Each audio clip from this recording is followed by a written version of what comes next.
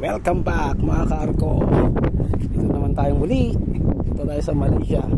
Kami po ay papasok na. Yan po ang aming arko sa harapan. Yan. Ay si partner ko, OS. Sir, kawa dyan. Yan. Kami ay pupunta sa Malaysia.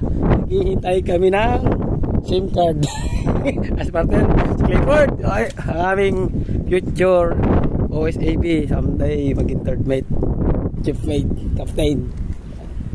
Yan yung aming channeling po kami ngayon ng kalahating oras to next. Kalahating oras kami channeling.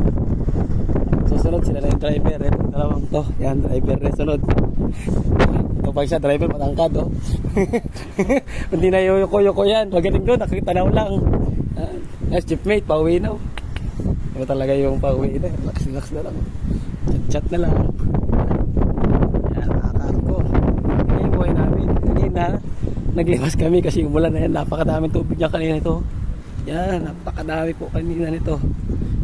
Nalimas namin. Dahil maulan dito kagaya sa Pilipinas. Malaysia kasi Asia. Ayun. Yung trabaho namin din namin natapos. May mga pajik-pajik. Pink pa. Ayan. Ay, pinapasok na kami.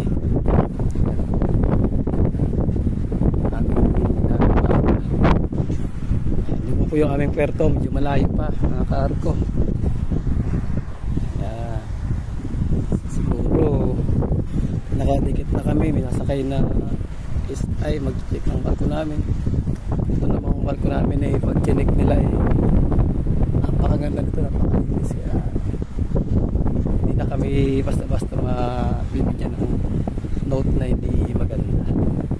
Bagay bibigay sa amin na ano eh maganda ang comments kasi masisipag yung mga ko sa atin sa mga seafarers, mga Pilipino. Talagang masisipag ang mga Pilipino na seafarers. Be proud of Filipino. Yan po mga kaibigan, mga ka-arko. Doon po kami. Magdidiskarga kami ng grains, mais. Yan mga ka-arko. Sa harapan.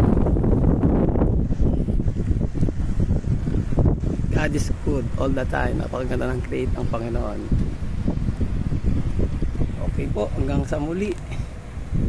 Pagbalik mga ka-arko, God bless.